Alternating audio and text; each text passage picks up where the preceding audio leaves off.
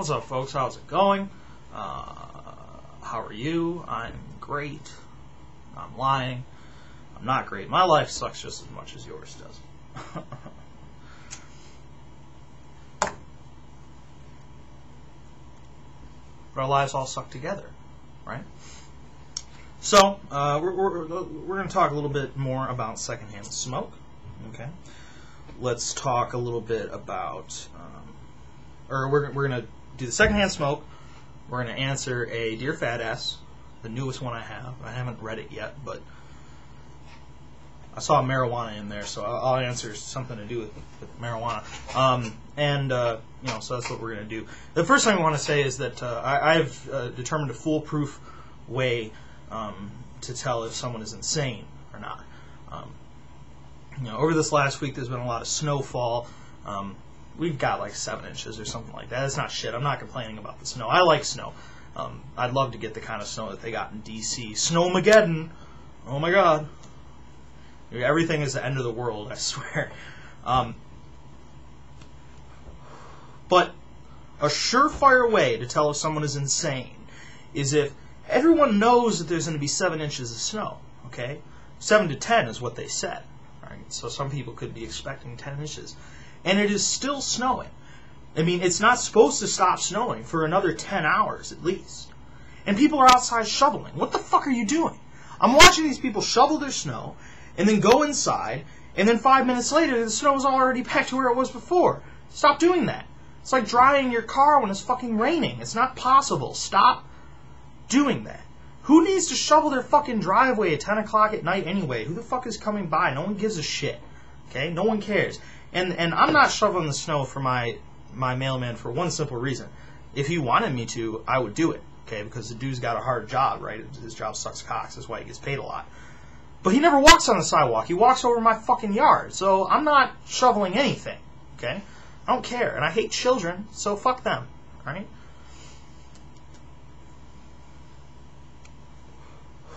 But yeah, stop shoveling while it is snowing. Because you're insane. You look crazy to anybody else.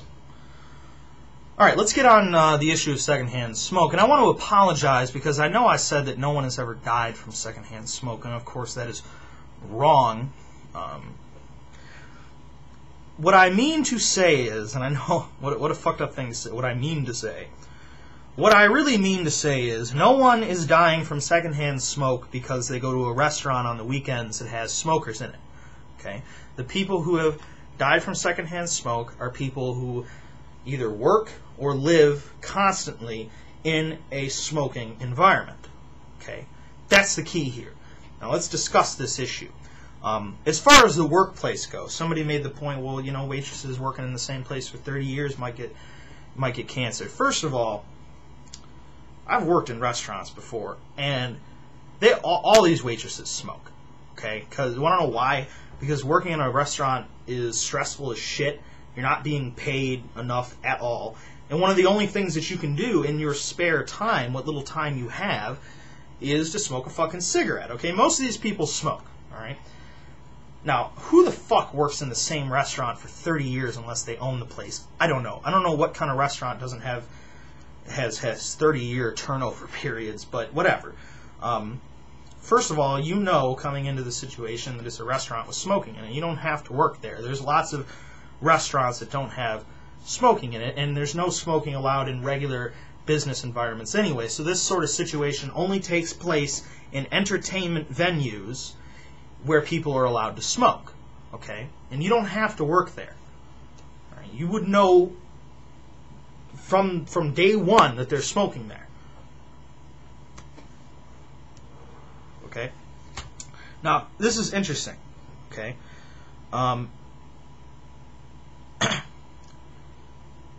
All the different numbers that they give you for deaths from secondhand smoke. Let's look here. Where is it?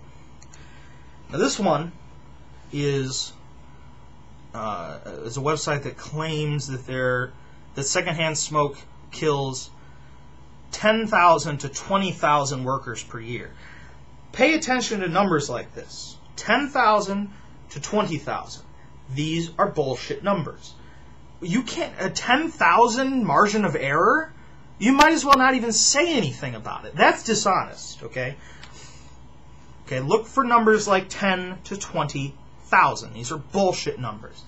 Another website says 3,000 people die a year. The government's website says 35,000 people die a year. Different websites say 10,000 people die a year. It seems that no one has a fucking clue how many people die from secondhand smoke. You want to know why? Because the secondhand smoke that is killing these people is not causing cancer. It's aggravating previous conditions. Okay, and the website that says something about 10 to 20,000, it says that most of these people died from heart disease. Okay, and the secondhand smoke can clearly contribute to the heart disease, but it probably also has a lot to do with all the disgusting shit that you're shoving inside of your face. If I keel over tomorrow, I'm sure that this probably has something to do with it, but it probably has a lot more to do with the 20 years of eating unhealthy shit that I've been doing, okay? See, the difference between me and these people is that I know I'm responsible for my own fucking health problems, okay? I'm not looking to blame other people for my own poor choices. Alright. Now, when it comes to secondhand smoke in public, I'm not saying that we should require people to allow smoking. Not going to say that. I think it should be totally up to the owner, okay? And I think in some situations it's a no-brainer. I'm not trying to smoke inside of the Chuck E. Cheese. I'm not trying to smoke inside of the McDonald's playpen. Want to know why I'm not trying to smoke inside of the Chuck E. Cheese and the McDonald's? Because there's a bunch of fucking kids there, and I don't want to spend enough time there to fucking eat my food and smoke a cigarette anyway. I'm getting in my car and going home. I hate children. And the main problem here seems to be children, and it constantly comes up in all these websites about secondhand smoke. Let me get this. Let me make this perfectly clear. Okay, secondhand smoke can be dangerous to children if they live in a smoke-filled environment. I used to get bronchitis all the time, and I'm sure that the secondhand smoke in my house had almost everything to do with that. Now, I don't get bronchitis anymore, just because when you're younger, it's easier to get things like this, okay? So it's clearly dangerous. And I think it would be good to encourage people not to smoke in their home around their children, okay? If I had a kid right now, or if I had a kid in the house, or a baby in the house, or whatever, I would try to keep my smoking confined to a room with good ventilation, okay? And that's totally fair. I'm 100% for suggesting that, okay? The point is that you, as a non-smoker, taking yourself or your children to the ram's horn where somebody like me is smoking is not going to cause health problems, okay? That's the fucking point. You have to be responsible for what goes on in your own home, okay? But the world does not and should not and will not conform to the needs of your fucking children. I don't understand at what point people decided that everything should be child-free. What business does a fucking child have going to a ram's horn? What are they there for a business meeting or something? You know, they're not there for any of their children, okay? And if you don't want your child around smoke, and all the places that you would like to bring your child have smoke, first of all, you probably have poor decision-making abilities. Second of all, keep your fucking kid home. I don't give a shit about your child. I mean, we had this discussion before. Okay? The whole point is that just going into a restaurant or someone's home where they smoke is not going to do anything to you unless you have asthma or some other problem, and then that's your fucking issue. You need to make decisions as to where you can and can't go if you have asthma. There's lots of other things that you can't do if you have asthma. Don't go into a smoking environment if you have asthma. Don't do it. Okay, I think this should be totally up to the business owner. If they don't want to allow smoking, that's fine. I'm not demanding that they have smoking areas. I'm just asking people to be fucking realistic and to understand that secondhand smoke is not going to kill you if all you do is encounter it at the restaurant or at the bar or at your buddy's house. Not going to hurt you at all. If people that say that shit, they're either lying or they're fucking crazy hypochondriacs, okay? You'll be fine. And this third-hand smoke shit is ridiculous. People said that the comparisons I made about car exhaust and shit are not even the same thing, because cigarette smoke is worse. Cigarette smoke is not any worse than any other carcinogen. It's just that you're inhaling it directly into your body. You understand? That's the only reason that it's more dangerous. It's not like cigarette smoke is more cancerous than other shit. You know, it is more cancerous than other shit, but in general, it's not like it's the most cancerous thing on the planet. Okay? And just like with the asbestos, like I said before, there's asbestos in this house. Don't have cancer. People that die from smoking cigarettes are people that are constantly and consistently in a smoke-filled environment. Okay? That is the point. Alright? And I don't think that you should subject your children in your own home to excess smoking. But if you smoke in another room, they're probably going to be fine. Okay? They're going to be fine. You know. Of course, you have to take extra precautions if they have some other sort of disease. But that's all on you. Okay? As soon as your child leaves the home, it's not my problem. Okay? I don't give a fuck about your kid. All I have to do is not run him over. You understand? That's as far as my responsibility for your children goes. All I have to do is not run them over with my car or beat the shit out of them in the restaurant. That's all. Okay? And a lot of these websites go down to, I mean, they get to little bitchy little things like smoking irritates the nose and smells bad. Yeah? Your children smell bad. You smell bad. Your fucking stupid-ass conversations irritate my ears. Okay? Where's my fucking website to complain about it? Where are the people passing laws to discriminate against people who say stupid shit in restaurants? I don't see it anywhere. But this is never going to stop, and I've given up on it, because smoking is a great thing for politicians, because non-smokers, not only do they hate smoking, but they've been taught to hate smokers, even going so far as to tell these non-smokers that they're going to die because I'm smoking. So they can get a lot of support by passing this stupid shit. And most smokers, you know, are not going to say anything about it because they feel that they should have to be embarrassed by it or something. Like, I don't give a fuck about you. Whatever. Anyway. So that's the story. I mean, if you want to ban anything from fucking public areas, I think you would be better off banning alcohol in bars, too, because I've never seen anybody get into a fucking bar fight over cigarettes. I never saw anybody rape somebody because they smoked too many cigarettes. Never seen it before. So that was on that there. That was on that. Let's look at this. Let's look at this dear fat ass. Okay, I've got one for you. All right, I've got an answer, I hope. So me and my girlfriend for the longest time were opportunistic marijuana smokers. As in, whenever one of our friends would have some, we'd buy some off them. Usually we do it every 3 weeks or so. More recently, however, I've met a guy who deals, so I pretty much got as much as I want. Excuse me. My parents are pretty nosy, though, so my girlfriend keeps what we have in stock at her house. I should mention now that she has an anxiety disorder that's basically unrelenting. It's a rare occasion that she's not feeling any anxiety at all, and it's almost always over nothing. So she's figured it out that her anxiety is mitigated when she smokes weed. So now she started smoking every night. For me, this is weird because we have always agreed that addiction is when you do a drug alone, because it's far less fun and the only reason to do it is for the drug itself. She came up with that definition, and when I reminded her of that, she gave me one of those, yeah, well, it doesn't change the fact that I like it.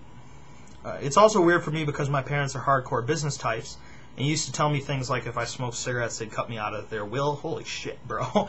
And if I smoked weed, they'd kick me out. They're cool like that. Anyway, so I know part of my discomfort with this is my own indoctrination, and I'm trying to get over it, but I still consider it a problem that she's smoking every night, especially because she's running off of Christmas money. She doesn't have a job. My problem is that if I tell her to stop, I'm essentially saying just deal with your anxiety, but I have no idea how bad it is, so I don't feel like I have the right to speak on the subject. She seems to think it's bad enough to merit it. Anyway, what should I do? Am I just being prude, or is my concern justified? Should I tell her to stop or just let her keep going? P.S. Sorry if this was a long one. Whatever, it's not a problem. Well, I don't agree on that definition of addiction, but this is the thing that you have to understand about pot, okay? Pot has legitimate medical uses, and I believe legitimate mental health uses as well. But marijuana is not your cure if you have a consistent, persistent anxiety disorder. I'm sorry. You need to seek professional help. Your girlfriend needs to seek professional help if she has a legitimate anxiety disorder, because self-medication isn't going to help her. Okay? You know, you can't stop her from doing anything. That's the first thing. I would say that you should tell her, you should ask her, why is she doing it? Okay? Is she doing it because she's self-medicating? Is she doing it because she's bored?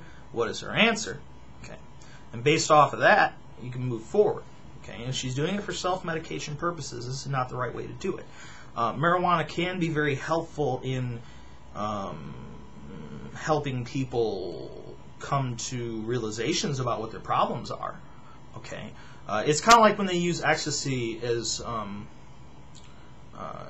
a therapeutic aid for couples counseling. Okay? And marijuana can work much in the same way. Okay? It can help you open up a little bit and be a little bit more honest in it. And, you know, alcohol does the same thing, but marijuana doesn't fuck with your head in the same way. So that can be extremely helpful, but marijuana is not I don't think should be used as a replacement for a legitimate anxiety drug or as a solution to a legitimate anxiety disorder.